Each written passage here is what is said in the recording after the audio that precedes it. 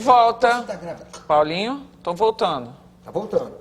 Para o último bloco do Roda Viva com o psicanalista Contardo Caligares.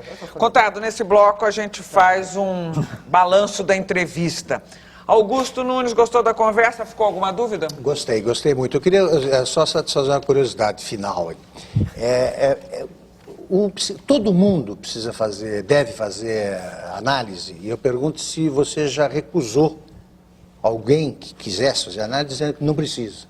Daqui a pouco. Você diz no seu tempo. Paulinho Moreira Leite. Gostei da conversa, achei muito boa, esclareceu, não fugiu de pergunta, foi muito bom. Enfim, vamos em frente aí. Eliane Brum. Eu achei ótima conversa, acho que o Contardo lê muito bem a realidade, só queria fazer mais 1 milhão de perguntas. Pois é, precisamos trazê-lo de volta.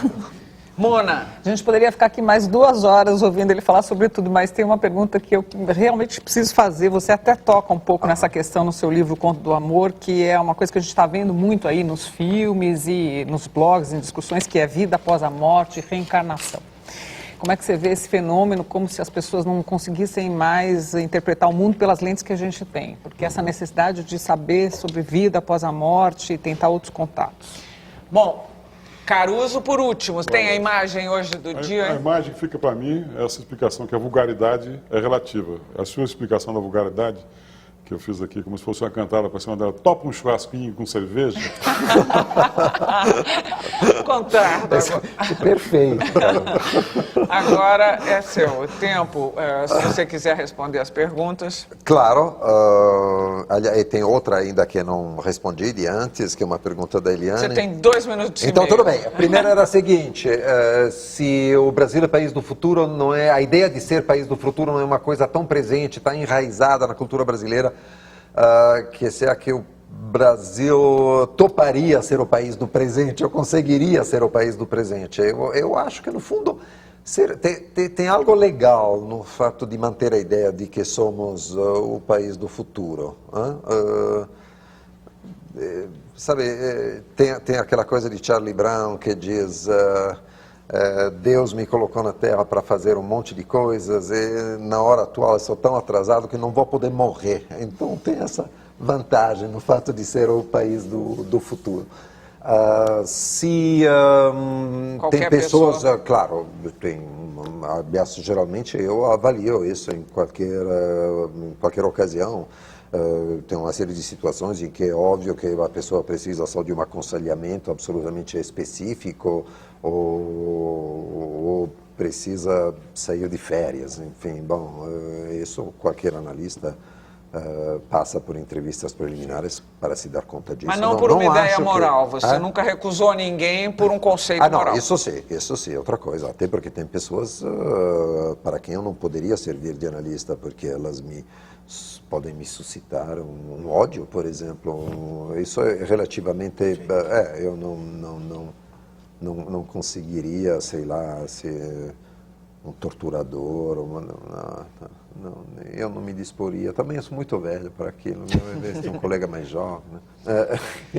A vida após a morte. A vida após a morte. Não, a questão é que eu sou, desse ponto de vista, sou realmente agnóstico, o que me torna, ao mesmo tempo, totalmente tolerante, no melhor sentido, digo, curioso, de qualquer coisa que, por exemplo, um grande número de pessoas que eu vejo como psicanalista e que tem crenças de todo tipo, às vezes até crenças absolutamente idiosincráticas, que quer dizer, sabe, próprias, individuais, que fazem parte de uma religião, mas com algumas mudanças. Mas não há uma maior procura hoje para você ver esses filmes, Nosso Lar, Chico Xavier, essa coisa? Tudo bem, é porque tem essa especificidade absolutamente brasileira, né, que é a importância do espiritismo, em particular, né, como da religião espírita, quero dizer, que é quase só brasileira, com a importância que ela tem aqui. Mas a relevância da vida após a morte, acho que, ou a crença na possibilidade da vida após a morte, acho que ela está mundo afora. Agora, eu adoraria que isso fosse possível.